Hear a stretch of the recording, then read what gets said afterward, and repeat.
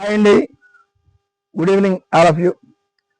ప్రతి ఒక్కరు కూడా మనం ఆరోగ్యం పెంచుకోవడానికి నువ్వు పప్పు తినాల్సిన అవసరం ఉంది. నువ్వు పప్పు చాలామంది అవి బాబోయ్ అని చెప్పి నువ్వు పప్పు చూసి భయపడిపోతారు. అది మంచిది కాదని. చేతికి ఇచ్చుకోవద్దని అంటాం అంతే. సెంటిమెంటల్గా మన సాంప్రదాయంలో చేతికి ఇచ్చుకోకూడదు అని ఒకటే తప్ప తినకూడదని కానీ ఆ రోజు ఈ రోజు తినకూడదని కానీ కూడా లేదు.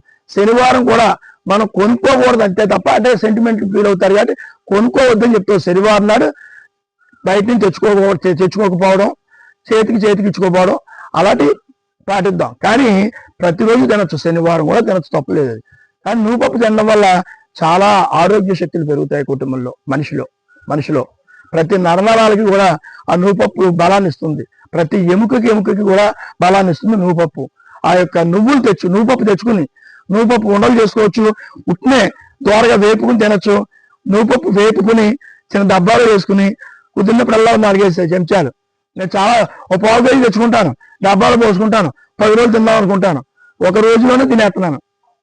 నవ్వుతుంటారు మా వాళ్ళు చూసి, స్టాఫ్ అది చూసి నవ్వుతూ ఉంటారు సరదాగా.